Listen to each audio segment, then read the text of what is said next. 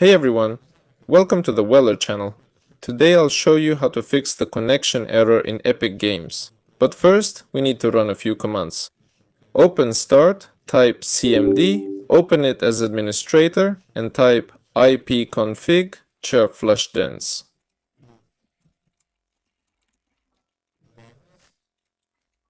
Oh, I accidentally typed dems.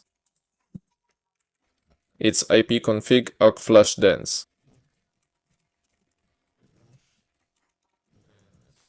There we go. Next, type netch int ip reset and then netch winsock reset.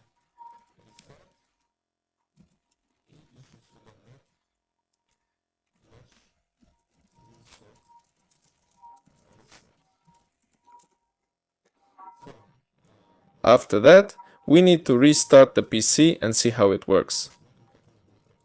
If that didn't help, try enabling a VPN and check the Epic Games server status. Open your browser, search for Epic Games status and check if everything is up. If that didn't help, check for Windows updates. Go to Settings, scroll down to Windows Update and check for updates. You can also clear the launcher cache, open Start, type Run.